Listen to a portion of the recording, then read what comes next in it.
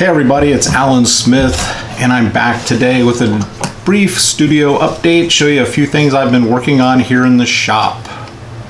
Well, as many of you know, I've been embarking back into my N-scale train adventure, as it were, and I'm telling you, it's a lot of fun.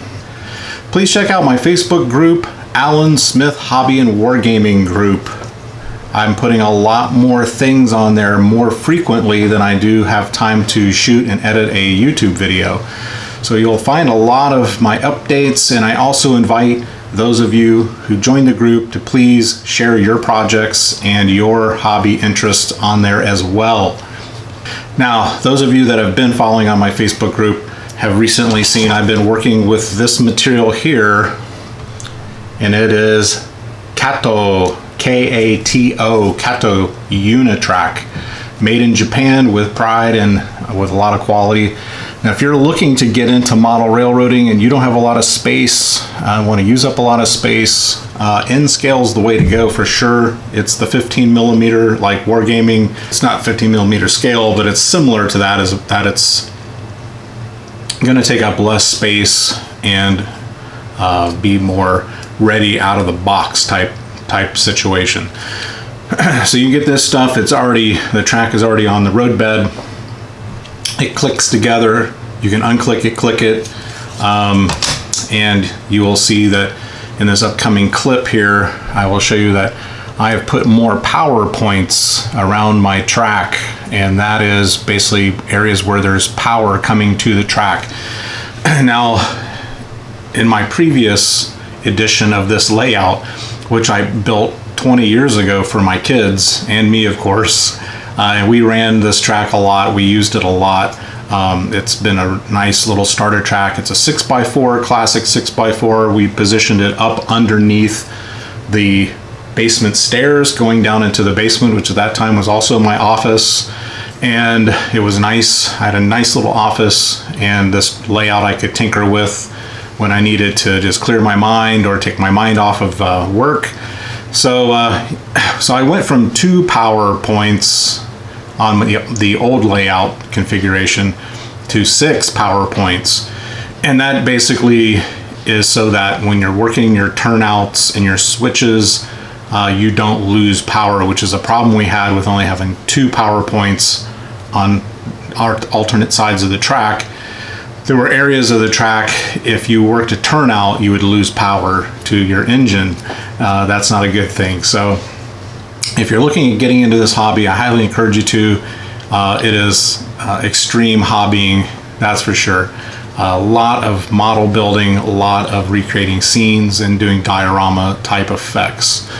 So I highly encourage you to check it out. KATO makes some really nice starter kits.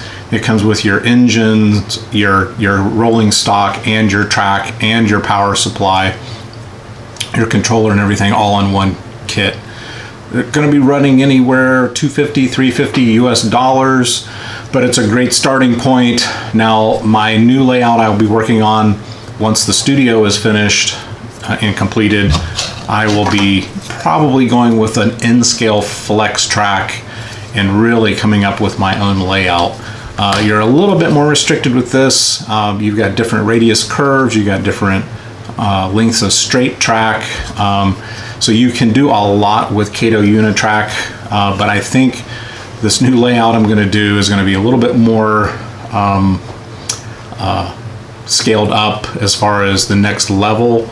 I feel that I'm ready for the next level, and we'll also be running DCC, which is digital command control, where my engines will actually have sound, speaker sound inside the locomotive, and you can program each locomotive so you can run several locomotives independently of each other, making some start, some stop. You can pull locos off on sidings, and that's going to be a whole process in itself. So stay tuned. Those of you that also are into rail and modeling railroads, whether it be H scale, Z scale, N scale.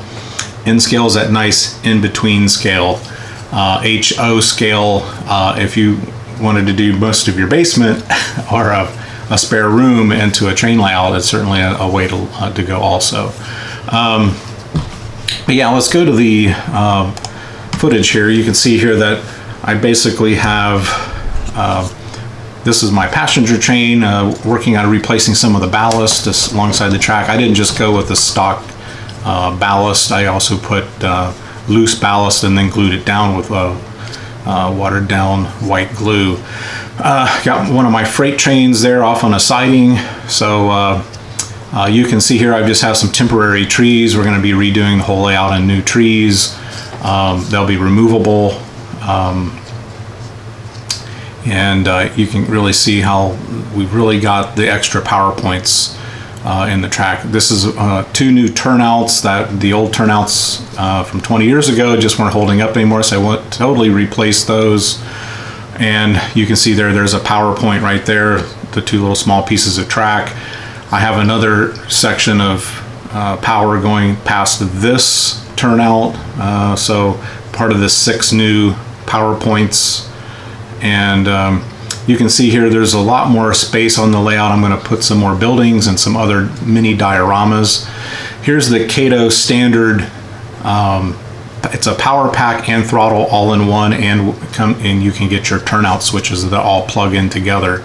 It makes it a lot simpler, a lot easier to use, and it's perfectly fine for especially novice, new people to the hobby. And again, if you follow my Facebook group, you know that my ultimate plan with this is going to go over where my new layout is going to go temporarily as the studio is being finished. And the plan is in the future this will come out of the studio. I hope to hand it down to my son.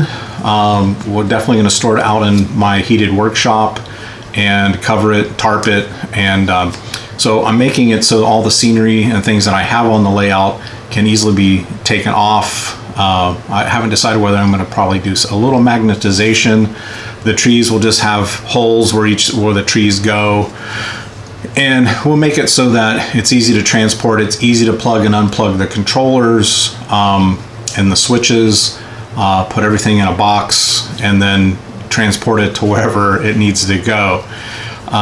So that's kind of the plan here. I'm going to be running this layout extensively here in the studio until I formulate my new layout, which is going to take some time, and working out how I'm going to do the bench work, because I want to make it so it is modular, so that someday down the road, if we choose to move from this house, which will happen at some point, as we get older, I like to think ahead.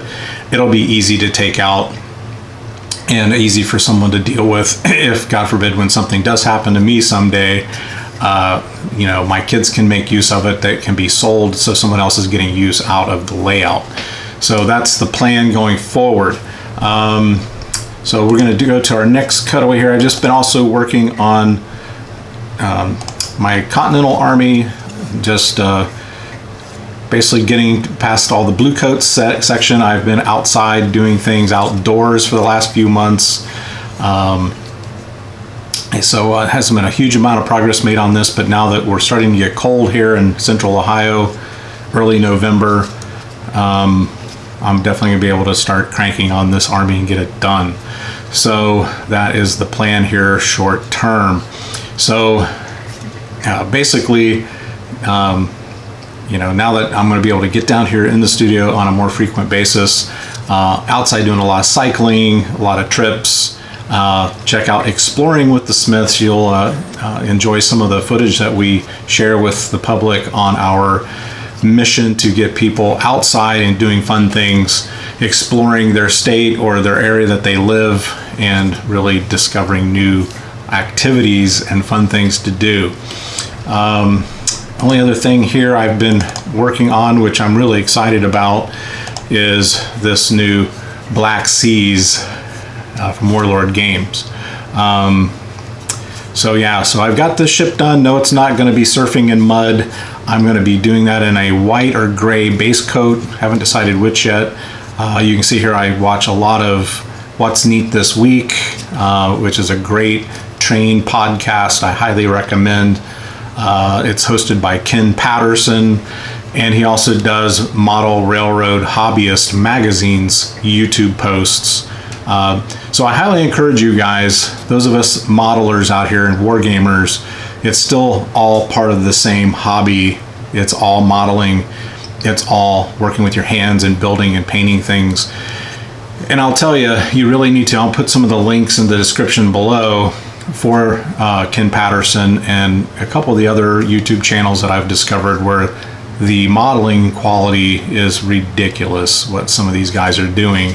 And I think we can, again, cross-pollinate across the hobby and learn things from each other, which will make building game tables and doing dioramas, those of us that do just like to do model kits, and also with our wargaming, doing those period specific or alternative scenarios where we actually build up a table, have friends come over, do a pitched battle as wargamers, and then really get down into the more finite details to really make the table more immersive.